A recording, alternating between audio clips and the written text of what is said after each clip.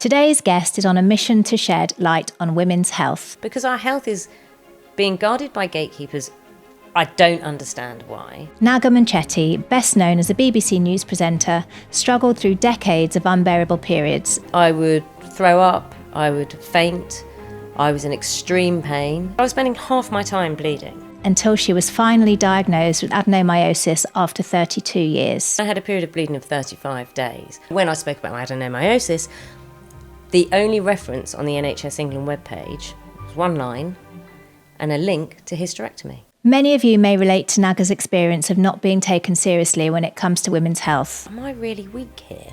It was horrific. I passed out on the table twice. It was just automatically dismissed. Today we're breaking down exactly how we can better advocate for ourselves. Have your list of questions. And if you think you've got a lot of questions, ask for a double appointment. And how society can make positive changes. Naga Munchetty, thank you so much for coming to talk to me today. How would you describe yourself at the moment? Gobby. Gobby. Gobby's good. Yeah, Gobby is good. I'm a very fortunate journalist who has a profile and who has a voice. And because of my own experiences and because of the experiences I've heard from women on my radio programme and just reading the press and what's going on in terms of women's health, I have been able to speak up about how outrageous it is that so many women are being left undiagnosed, untreated, are being dismissed, are being told it's probably nothing, and who have years and years of pain. And as well as being gobby, my natural state is to be, well, just angry. And I'm angry about it.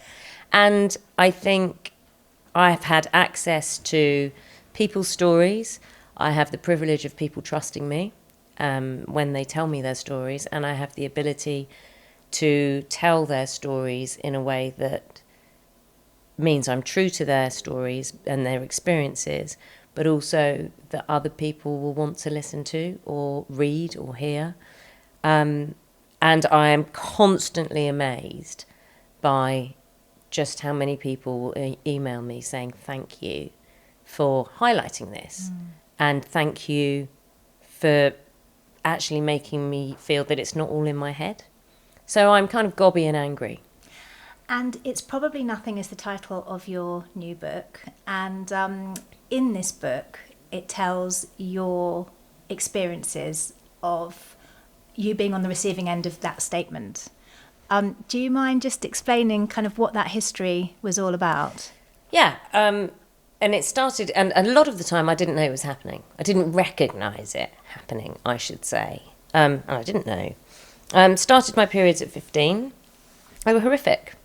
I would throw up, I would faint, I was in extreme pain. They were very heavy to the point I would be changing my period products every 3 hours at night and having to set an alarm, sleep on a towel, sleep on the floor so that it was so that discomfort would distract from the other pain. My pain levels were such that I was debilitated, and whenever I mentioned I had painful periods, I was told, or heavy periods, it's normal. It will get better when you have a baby, or it will get better when you're older, which are just lies, actually. And I don't know why I was told that. But what makes me angry is that no one asked, how are they heavy? How are they painful? What pain are you feeling? It was just automatically dismissed, as if every woman has a period and every woman copes. You're just not coping. So I felt less than all the other women and all my girlfriends, all my colleagues, my fellow pupils, when I was at university, fellow workers, because we also didn't talk about it. We'd say, oh, it's a real pain, I'm on my period, or I've got cramps, but that would be it. Not to the extent of, obviously, what I was experiencing, which is common, but it's not normal. And there's a real difference. Most women have periods. And a lot of women have them and they don't bother them. fantastic. I'm delighted. But there are also a lot of women that do have them, and it does bother them. And I'm not talking about it being irritating. I'm talking about it being life-changing, negatively impacting on the quality of their life, not being able to be your best self. And then add that another layer of self-doubt and feeling inferior. And then trying to make up for that because you can't show weakness. All these ridiculous ideas we have about being a woman. So started with my periods, which I never spoke about, and eventually through various contraception. The only time I was ever pain-free was when I was on the Depo-Provera injection because I didn't bleed. It was amazing for me. And I know loads of women who've been on it and hated it because hormones, we all react to hormones differently. And I was never taught about hormones. I was just told, you have this, you stop bleeding, great, bring it on. And then that was taken away from me because I reached, I think it was maybe 40, 41, risk of osteoporosis. Had no evidence of osteoporosis. I did resistance training. I ran. I played golf. The guidelines said this, but there was no checking. It was just like, computer says no. Yeah.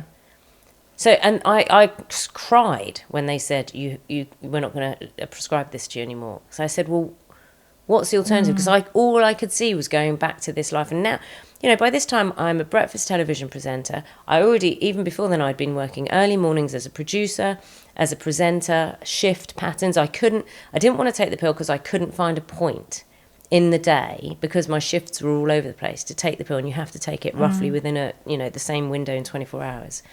I didn't want a coil, and then I came off the depot, bled for a year, horrendous, straight away. And my periods used to be 10 days long, 8 days of heavy bleeding, and then the finishing 2, and then 10 days later I would start again.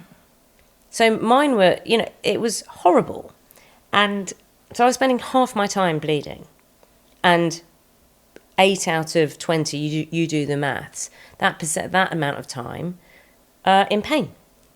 And I then had the coil fitted, and it was horrific. I was told to take a couple of paracetamol. Was it your choice? Yes, because there was really nothing. I wasn't going to have a hysterectomy. I knew I didn't want to have children. So I was told, from given all the options, that was the only viable option.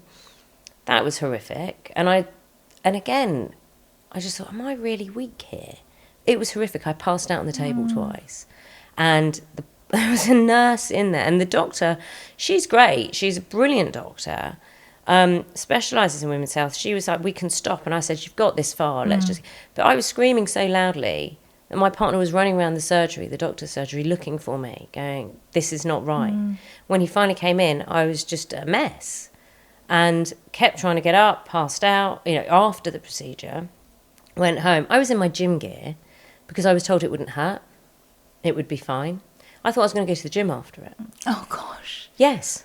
And so I went home, still in my gym gear, and I lay on the sofa and bled and cramped for 48 hours. It was horrendous, and it didn't suit me. It's a brilliant thing in the Mirena coil, that's the one. Absolutely brilliant form of contraception. It just didn't suit me. And when I had it taken out, the relief and the pain, but the relief of having that out was amazing for me. And then I read about Caitlin Moran. Caitlin Moran had written this brilliant piece, fellow journalist, about her fitting and how barbaric it actually is. Because if your cervix has never been opened, actually I've had women who've given birth and said it was worse than giving birth. And I've had other women who said, no, it wasn't a problem at all. But no one cares to figure out why there's a difference. I read Caitlin Moran's piece, and I was doing my 5 Live programme. And we have a morning meeting where, you prep for the show and you discuss it. And I said, did anyone see this piece? And I started ranting about my coil fitting. And we're all very close and, we're very open. It's a safe space. Yeah. And then there was complete silence. And have I gone too far? And my editor at the time said, you need to talk about this. And I went, no, I'm a journalist. I facilitate people's stories. My story is never important. And she said, if you tell this story, if Caitlin Moran has told this and you've told this, do you think you two are the only ones? And I said, well, if we do this, we do it in a way to invite other people's experiences. We do it professionally. We make sure that we're not denigrating the Coil or the medical profession. And we did. And the response was unbelievable with women who'd experienced this and just been told, no, it's just you. It's always fine. And take a couple of paracetamol and you'll be fine, which is such nonsense. So that kind of kicked off an understanding of women who were being told that their poor experiences, their bad experiences, their painful experiences were abnormal, and that any pain they had around reproductive health was normal. It's like you're being gaslit from all sides. That's exactly what it is, isn't it? It's bonkers. And then I spoke about... And then I, came off the Coil, had a year off the Coil, and was bleeding, horrendous again. And then I had a cyst on my ovary, which was found. And again, when I was examined by the doctor, I'd gone in, and she said, what's your pain level? And I was like, maybe about 5, 4... And she examined me and my body leapt off the bed and I screamed. And she went, your pain level's not a 4, it's a 9. And you need to go to hospital now because it feels very tender and there's a risk. And I said, oh, okay. Because you're so used to pain. Yeah. You're so used to this excruciating pain that you yourself start knocking it down a level because that's your understanding of pain, not an understanding of what is acceptable. So I thought it was perfectly okay to walk around with that level of pain and discomfort, bent over some of the time because you're trying to think, oh, well, I'll scrunch that bit up so it's less stretched, however you try to understand your body. And when I was given a transvaginal ultrasound, the sonographer found the tears. They look like Venetian blinds in the muscles around the pelvis. And that's where the endometrium has gone out and kind of expanded at various times during the menstrual cycle, and they tear the muscle, and that's how they found them. So endometriosis and adenomyosis are two gynecological conditions that are sometimes incorrectly used interchangeably, but essentially so within the uterus there's a muscular wall, and there is a lining of tissue that thickens and then sheds, and the shedding is a period. But sometimes, rather than it being like a nice smooth lining between or separation between or boundary between the two, the endometrium can kind of filter into the muscle of the uterus, and then when hormones affect that tissue, it proliferates and stretches, and that causes pain. And it can be very hard. So adenomyosis can be hard to diagnose, and it can be really hard to treat, because the only way of really preventing it from having its effect is by stopping those endometrial changes. And so things that halt the endometrial changes can improve symptoms. So things like a Mirena coil can be very effective, and hormonal methods that prevent those changes can be effective. But sometimes they're not, because when you're introducing hormones, you're also introducing the possibility of side effects from those hormones. And because of that cyst, and because I'd been bleeding for several days, the cyst had been seen to. That was fine. It was going up and down. That was fine. But they were like, that shouldn't be causing you the pain. But then they didn't know what it was. Then I had a period of bleeding of 35 days, which is when I had this ultrasound, the transvaginal ultrasound, because the concern is uterine cancer. And that's when I had the examination. And I went private because I knew that the waiting list would be so long, and I'm fortunate enough to have private healthcare, which I pay for. And I am in a very, very privileged position, which most people are not. So I was seen within a week. And the doctor did say, if you have private healthcare, use it, because the waiting list is long. Not denying when was me. This? When I was 47. So the options I was given was ablation. Yet my uterine lining is clear, so couldn't see any reason for an ablation. Plus, they didn't know if it would actually help. hysterectomy, but because I wasn't perimenopausal then, I was like, well, I don't want to go into menopause. Oh, you can keep your ovaries. Okay, but aren't the hormone changes and the production of estrogen what ignites the adenomyosis, the flares? So I'll still produce estrogen. And also it had spread to my pelvis and my thighs and my lower back. So you can't cut all of that out. So you're not getting rid of it. So I ended up doing nothing. And then when I started having symptoms of perimenopause, I ended up taking the contraceptive pill to dampen all my hormones, progesterone only. Right. Which again, I think is quite bizarre that you either excise, cut a chunk of a woman out, dampen all her hormones, so she's not having natural cycles and being herself, or live with it. Anyway, I'm on the progesterone pill and HRT since I became perimenopausal. So when I spoke about my adenomyosis, the only reference on the NHS England webpage was one line and a link to hysterectomy. Really? Yeah. So we got that changed by highlighting this. And so many people who got in touch said, this is what my mother had, this is what we think my daughter may have, because she's not got endometriosis, because it's known as the evil twin to it.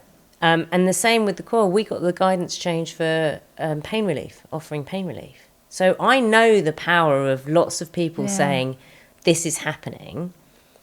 We just need to kind of utilise that to make sure there is better healthcare for women. And did you not have an endometriosis diagnosis as well? No, they said because the lining of the uterus was smooth, they said there wasn't sign of it, but you may have it. Right. And we know that endometriosis, someone can have endometriosis and have no pain and not have heavy periods. And you could have a tiny bit of endometriosis on a certain part and it can cause you excruciating pain. But it's so vague. Why is it so vague? It's not a particularly juicy subject. So in obs and gynae, like obstetricians and gynecologists are surgeons, and they like to cut things out, either whether it's babies or whether it's uteruses or whether it's ovaries. But almost like the medical gynecological issues, so those which can't be just fixed by cutting, are neglected. And it's just exactly the same with menopause. Like menopause is a medical part of obs and gynae that was completely neglected because obs and gynae doctors weren't massively interested because that wasn't their specialty, and they just fall between the cracks. And adenomyosis is another, and endometriosis. There are other examples of like the amount of teaching that you get in medical school on those two conditions in comparison to relative to the number of people who are experiencing that condition is just, it just doesn't, it's disproportionate. Completely disproportionate. And even if they want to specialise, they have to go out on a limb and do it in their own personal time to specialise in women's health. And I'm grateful for any GP particularly who does that, but there's very little incentive to do that if they're already overwhelmed, struggling with budgets and struggling with time. And also it's hard. So as a GP, it would be very hard to be a specialist in those two, because you need loads of experience. You almost need to see it kind of all day and every day. But you can't do that as a GP because you've got your lists of everything else that comes your way. Even just knowing the symptoms, even just knowing how to talk to a woman, and for us to know how to talk about our periods. They're not a pain in the arse. Well, they are, but they happen. So unless you want to stop them through whichever means, you need to understand what's going on with your body, and you need to understand what is normal. So when we're at school told it's just a few teaspoons, why are we lied to? In the book, I speak to a girl who's older now, but when she was 10, she'd started her period at 10, which to me sounds horrifically early, but it is more and more common. Girls are starting earlier. And they were really heavy, and she had flooding, and, she was 10. She's a child. And when she had the talk at 11, put her hand up when the teacher said it's just a few teaspoons, she was like, no, it isn't. And the teacher gave her a look as if to say, don't say any more. I don't want you scaring the other girls. You're not scaring the other girls. You are informing them. And also, where were the boys in the room? Why are they not being told? This is what happens to a female's body. This is what you need to know. And this is what you need to do to support the females in your life. Do you think it's just a hangover of women's health being taboo, or do you think it's more complex than that? I think it's much more complex than that.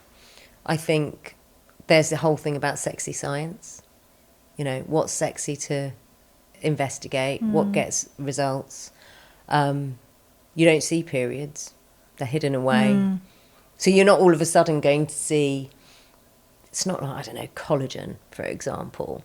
You're going to see loads of youthful men and women, you know, because they're all taking collagen or Botox. You don't see them. But what you would see are women thriving to be better carers, better contributors to the workplace, to the economy, making strides in terms of discovery, being science or education or history, whatever, and not being hampered, not being hindered by something that shouldn't be paralysing. But in my case, and in lots of women's cases, it was. How long was it before you found the depot? How many years of suffering did you have before you, and did you just stumble across it? Did somebody kind of think? A doctor suggested it. I'd never heard of it. And again, it's ignorance. It's a lack of education. I was never told about it. And it was one doctor, when I said I was taking the pill and having to take it back to back to stop bleeding, because you time anything. And I'm not just talking about holidays. I'm talking about if I had a big news day or if I had to travel for work. Exams. I didn't start taking it till I was 17. But yeah, I did do that around university exams and A-levels. But you're told, oh no, if you do it more than twice, it's really bad for you.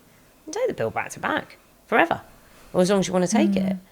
Having a period isn't your body's way of going, oh, let's clean you out, which is what you're taught. It's your body's natural way of cleaning out these stupid myths that are passed out that aren't medically proven. It's just, we're going to gatekeep, we're going to make sure you bleed, but we don't see it.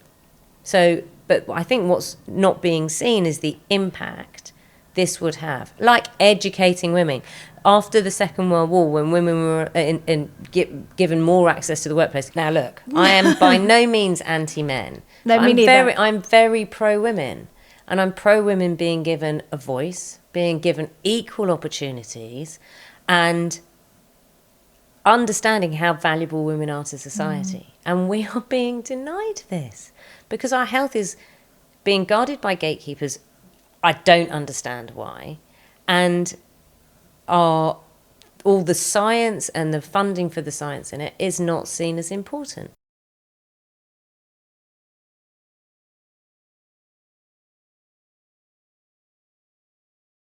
So you have spoken up about the lack of provision of analgesia for coil insertion procedures, haven't you? Yeah, we spoke about this on 5 Live and we kicked up a stink. Good. Yes. As a result, the NHS changed IUD insertion guidelines. I'm reading this because I really want this to be accurate. And the Faculty of Sexual and Reproductive Healthcare updated its guidance so that healthcare professionals now need to offer appropriate analgesia. And if unable to do so, they must refer their patients to another service. Why weren't we offered it before? The whole point, I mean, I had such painful smear tests, and it took years before I was told, we actually have a speculum, child-sized speculum we can use. Because it was so uncomfortable, I was bleeding, so the sample was being rejected. So you'd then have to go in for another one. And it was really painful. And yes, you can use lubricant, whatever, but if it doesn't fit, it doesn't fit. So it was only when one doctor said, we can use a child speculum. I was like, okay. And this is about 10 years after having, horrible smear tests every 3 years. And part of the coil problem was that I was told, no, we can't use the child speculum because we won't get good enough access view of your cervix. So that was painful in the first place, but it wasn't that. It was the little hook that opens up the mouth of your cervix and cleaning the entrance to your cervix and then having it horrific. But yeah, we changed it. I'm proud of that. I mean, it is a procedure that, I used to fit coils and I wasn't a natural. I just didn't enjoy it. Like it is really, it's a surgical procedure, and it always astounded me that we just did it on awake women with no analgesia. You think about the analgesia that goes into dentistry or anything else. And yeah, I think it's just it's flabbergasting. Really. I reckon I could have borne having a tooth out with 2 paracetamol rather more than what I put up with there. But amazing that it's, it's been changed. And have you had anything to do with the hysteroscopy? We've spoken about it as well, and they've worked so hard as well. But I mean, what is it that people think? Right, lie on your back, put your knees up, drop your legs, open up, and we'll shove something in you, and we'll clip a bit out of your insides with no pain relief. I mean, I think that's a lot barbaric. Of it's torture, really, isn't it? And I think, yeah, maybe it's cost, it's efficiency, it's not putting emphasis on women and their health needs. It's kind of all of the above. I saw a really interesting article the other day. I can't remember where it was, just a few days ago, where it showed how the speculum has changed, and it barely has since it was first invented. Yeah. And all that says to me is no one can be bothered to find something they've changed better. Them to disposable. Yeah, they're they? Plastic or but they're still, the principle is still the same, and to me that just shows there's so little research going into what we experience in terms of pain, because we're not, of course it's going to be uncomfortable. Other women put up with it. You'll be fine. And don't get me wrong, I've had this from male and female practitioners. I think sometimes, I mean, I don't ever like to generalise, but I mean, sometimes it's women that can be worse, because I think they feel like they have a sort of authority on it, and they know that it's kind of okay because they've got lived experience, and so anybody that doesn't have the same experience that they do must be just making a fuss about nothing. You are not allowed to have that if you are an expert, if you're trained in that field. I can say to you, I don't understand, but when it comes to your physical pain, I can't tell you that you're not experiencing pain. Yeah, I know. And if someone tells you they're experiencing pain, listen. They're there to care for us. And on the whole, they absolutely do. And I think a lot of us can be guilty of not using the GP appointment particularly as a partnership, in terms of go in there and give them as much information as you can, concisely, succinctly, but know your problem, as in if it's menstrual cycle problems, know the date, know the period, know the dates, be able to explain your pain levels, be able to have sentences in you that say this is negatively impacting the quality of my life. Because you can't ignore that. I can't get up and care for my children. I've taken 4 days off in the last month because of pain. Or urinary incontinence. I can't walk my child to school, or I have to stop behind a tree, as one woman told me of her experiences, because I'm incontinent. Aww. And took years for her to get her urethra with Bulkamid injection. Do you think things are going to get better? Yes. I refuse to think they won't. What about your experience of going into perimenopause and also dealing with your kind of pre-existing adenomyosis? So have you noticed the perimenopause, because there's been so much awareness raised around it, and actually as I was researching the book and thinking a lot about this, and I knew my symptoms and I was very sharp about it. I didn't wait for them to get worse. So sleep is so important. So sleep is actually my superpower. I can sleep any time, any place. But my sleep was being interrupted. I was waking up in the night and up for 3 hours. And I'm very relaxed about sleep because I don't need a lot. I can function very well on 4 hours. Oh, wow. Yeah, very well. Ideally, I get 6.5, 7, and then I feel really, really well rested. And I was quite relaxed about that the first couple of months it happened. And I thought, the house is too hot and I'm waking up dehydrated, or maybe I've had a glass of wine too many, the night before. But that can't be happening every day or 5 days a week. And then I never got sweats, but I'd wake up itchy. Right, your skin, as in your skin would and be, I'd scratch and be covered in welts. And is that because I'm hot? And so once that started happening, and I think it probably was happening over about 4 or 5 months, I was like, I'm not putting up with this. I knew something wasn't right. And I did not want to be someone who was fighting perimenopause. And I was going on holiday, and I thought, this is the perfect time because I'll be relaxed. I won't be working 6 days a week, plus writing, researching, plus doing other stuff. So this is my time when I'm relaxed. I can see if this makes a difference, because you do think it might be stress. It might be, and I'm not someone who particularly suffers with stress. It might be stress. It might just be you're overworked and you kind of, you need to calm down. So I made sure I took it a couple of weeks before, started a couple of weeks before I went on holiday, and it made an immediate difference. Right. And all it was adjusting. I didn't want to wear a patch because I didn't like the idea of something sticking to my skin, and if I wore a bikini or whatever, I didn't want it seen. I don't like the colour of it. I don't like the feel of sticky things on my body. So I had the gel, the progesterone pill, the big one, and then later I started on the the progesterone pill as well. And then just a bit of adjustments here and there, and which I'm quite open to because my body is changing. Yeah.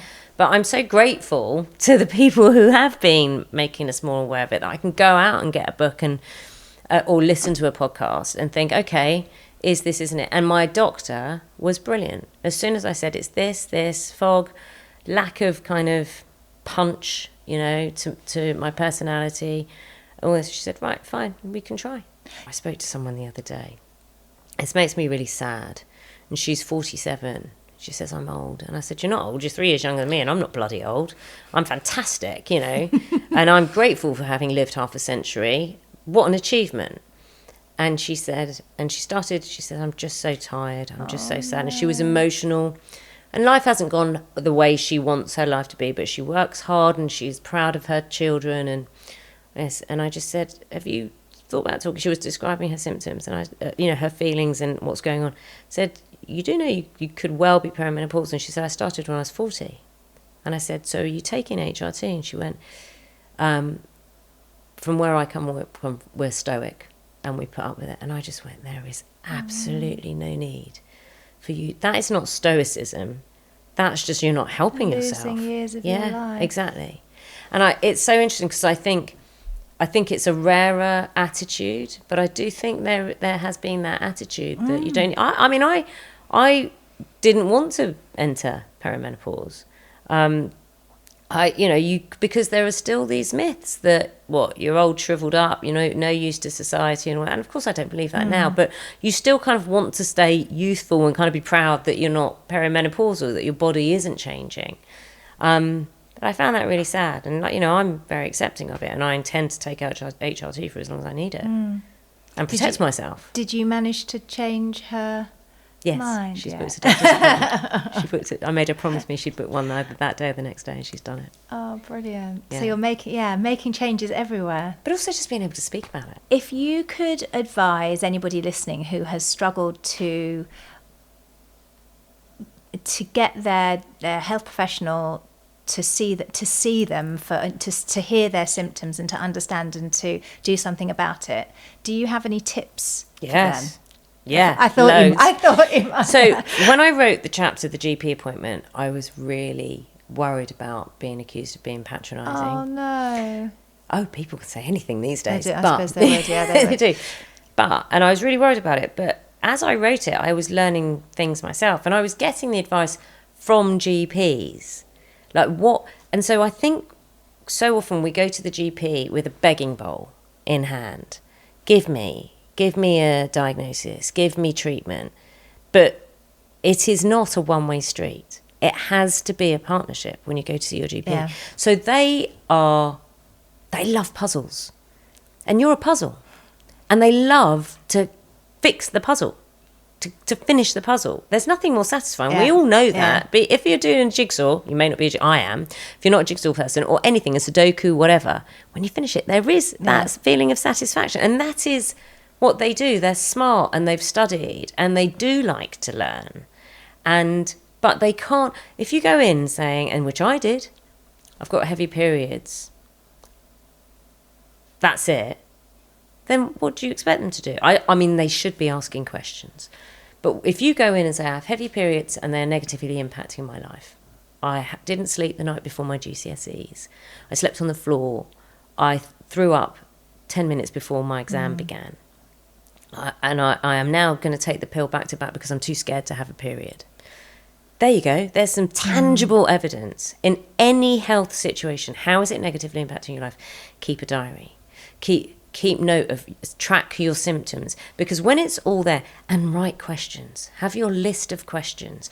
And if you think you've got a lot of questions, ask for a double appointment. You are entitled to ask for a double appointment. The receptionists are not Rottweilers at the gate. They are trained to listen to what your problem is and allocate the best resource, and Titan's resources. Okay, we cannot change the status quo. The NHS is under immense pressure. GP appointment times are difficult to get a lot of the time, but if you are very clear about what you need, you will get it. If you have to know the language, you have to know how to advocate for yourself. Go in with a list of questions. If you do not feel confident about putting all these questions or saying how you're feeling, take an advocate. It doesn't even have to be someone you know. There are groups, there are charities who will support you if you get in touch with them regarding what you think your condition may be.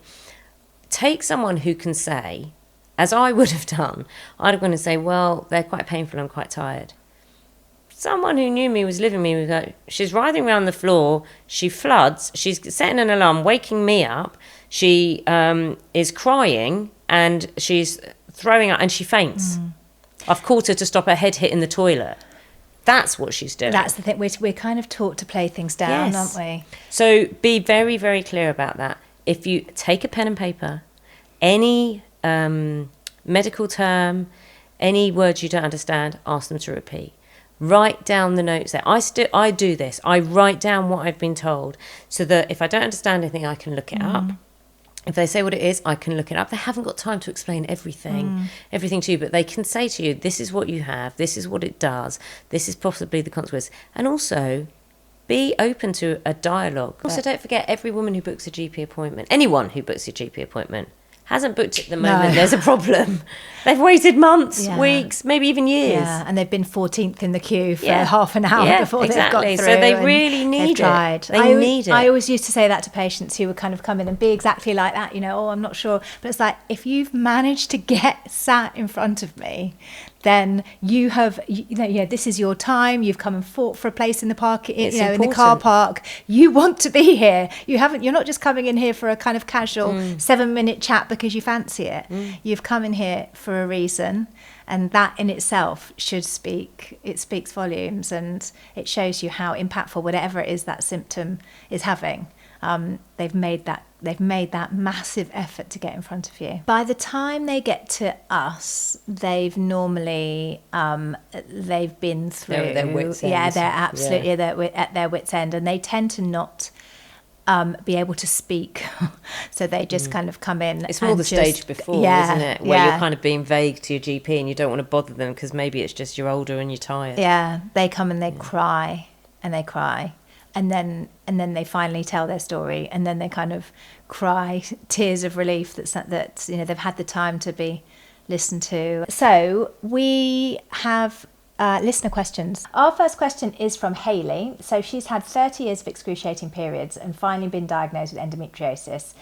I'm in my late 40s and I know I'll be hitting menopause soon. What do I need to know about endo and menopause, and will my experience be worse because of this? So from my perspective,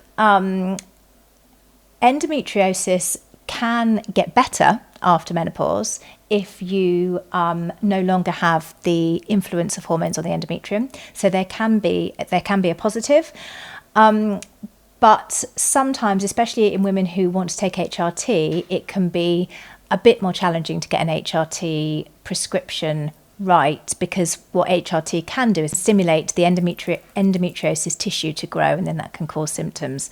But what we tend to do with using HRT in menopause is start at a lower dose and monitor carefully, and sometimes you can get really good results actually. So you can end up with quiescent endometriosis and menopause symptoms under control if you are lucky and you kind of do it carefully. I also think make sure you keep a really good line of communication with your menopause specialist or your Yeah. GP, and tell them when there are changes. Like I had changes, I had a period of bleeding, and so raised the pill that I was taking, progesterone-only pill, the contraceptive pill, which has been helping my adenomyosis, and made sure that my HRT would balance. And also you will have to play around with how many, if you're taking gel, how many pumps of gel you'll be, but just keeping constant dialogue. That's good advice. Yeah, I think, because if you do get side effects with using HRT, then your doctor really needs to know about it. So,